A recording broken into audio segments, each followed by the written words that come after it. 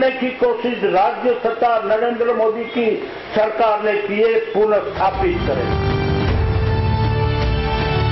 11 और 16 दिसंबर 2007 को गुजरात में चुनाव कराए गए तो चुनाव आयोग को गोधरा का मुद्दा उठने का डर था। दंगे होने का भी डर था। डर था कि बीजेपी भड़काऊ सीडी बांट सकती है, लेकिन मोदी ने जो कुछ बांटी वो वाइब्रेंट गुजरात की डीवीडी थी। मोदी को विकास के राग से एक बार फिर हटना था। एक स्टिंग ऑपरेशन में जब गोधरा की साजिश को बेनकाब करने का दावा किया गया तो मोदी ने सोहराबुद्दीन का मुद्दा उठाना शुरू किया। बीच में देखा होगा आपने, बड़ी तूफान चल रहा था टीवी पे, अखबारों में, एनकाउंटर मालूम है ना, एनकाउंटर साहब लग पड़े थे साहब, एनकाउंटर सोहराबुद्दीन।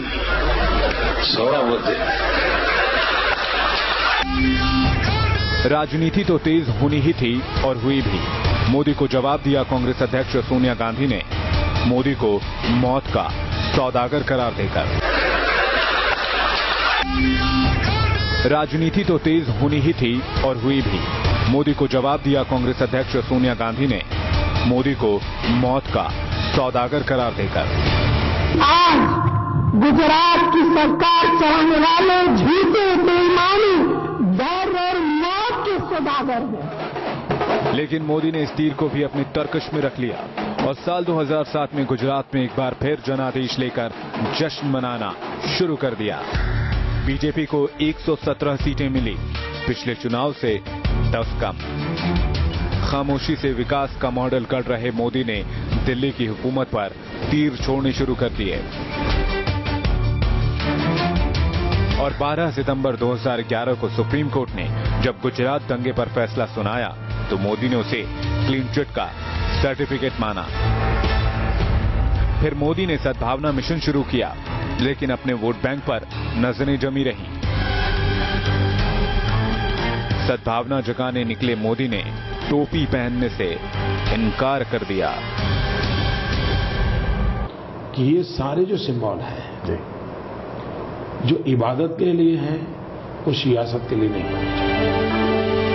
2012 में गुजरात विधानसभा चुनाव के बाद से मोदी दिल्ली की ओर बढ़ने लगे तो साथ में पार्टी के पुराने लोगों से भी कटते गए।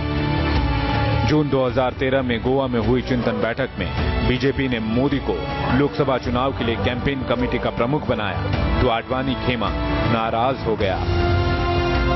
नीतीश कुमार भी अपनी पार्टी के साथ छटककर अलग हो गए, लेकिन मोदी ने किसी को नहीं मनाया।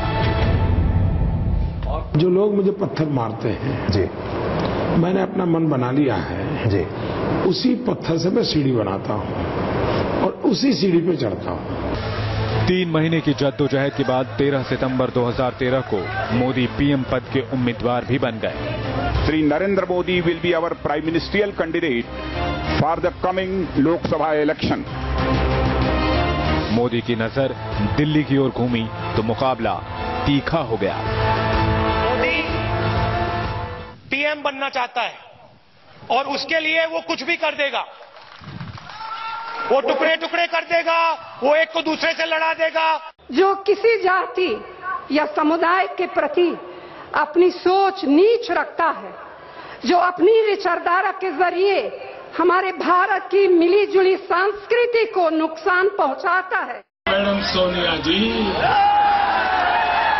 आपके राज परिवारों ने, आप जैसे राज परिवारों ने हम गरीबों के लिए मांगने के सिवा कुछ छोड़ा है क्या?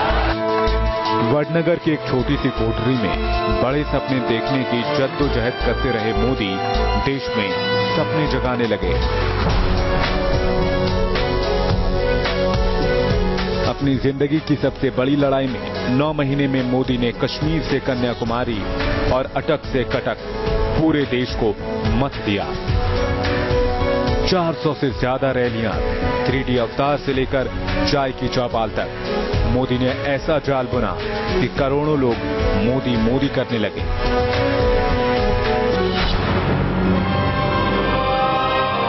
एक हसरत, एक मंजिल, और एक रास्ता।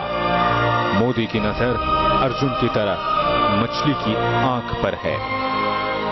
60 साल शासकों को चुना है, 60 महीने के लिए एक सेवक को अवसर दो, इसलिए मैं आपसे प्रार्थना कर रहा हूं। मेरी धरती मुझसे पूछ रही, कब मेरा कर्ज चुकाओगे?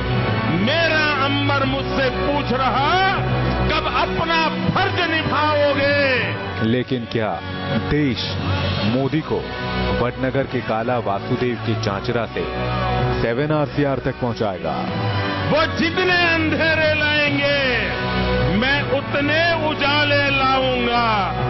वो जितनी रात बढ़ाएंगे, मैं उतने सूरज उगाऊंगा।